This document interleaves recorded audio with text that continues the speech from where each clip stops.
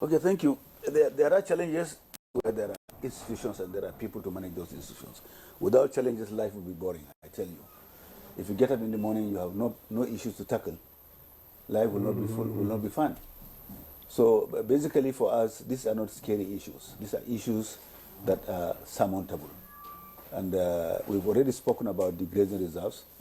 We've spoken about animal health, and we do believe that there's still a lot to do there.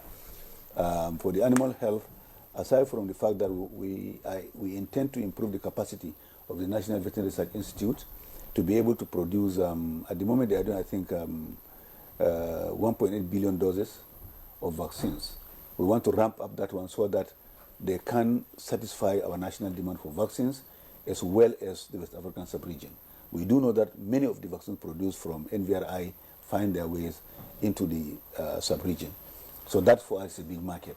But beyond that, like we mentioned earlier on about the issues of sick animals that are being slaughtered and the rest of them, we want to develop the capacity of community animal health workers. And we do believe that, and then other veterinary professionals. These are middle-level professionals in terms of animal health care.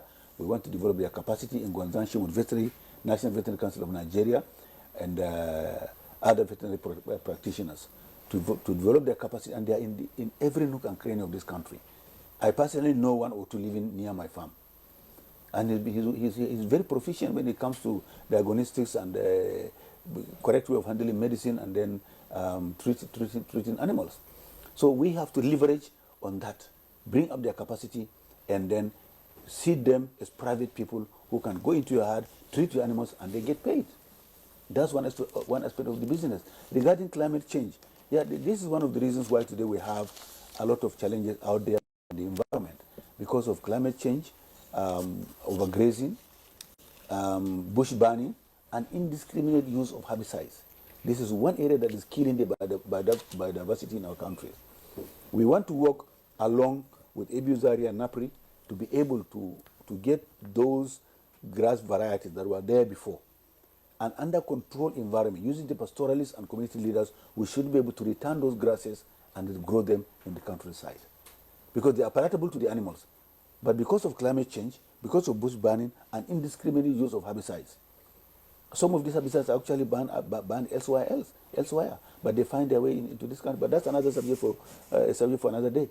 But I think these are the issues that we need to tackle to restore the biodiversity in the countryside, and as well as also get animal breeds that are more efficient. Let me give you an example.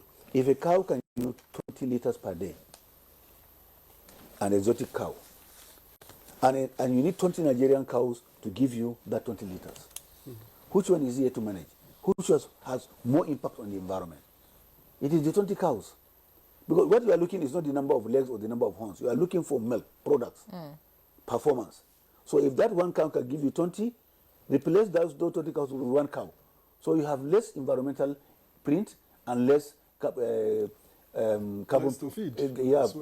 Mouths to feed and less carbon footprint. So this is how to go. And for period producers, what I mean by those who want to go into ranches, into piggeries, into dairy farms, okay, let's use green energy. Let us use green energy. You have a borehole, solarize it. You want to do irrigation, use solar pump irrigation, or better use irrigation by gravity. How to cut on your carbon footprint. But, well, of course, we know animals cows also emit methane, blah, blah, blah. We are talking about this with advanced countries. In particular, I attended a seminar here with some Danish business delegation, and they are making deep researches into this, and these are going to be adopted to our own environment so that we reduce methane emitting from our own cows. But getting high efficient cows is number one. And then number two, reduction in terms of CO2 production from our farms. It is very, very important. Now, the other issue of animal health, like I said, is something that we also have to look at, the ECOWAS Transhumance Protocol, which I think is time for review.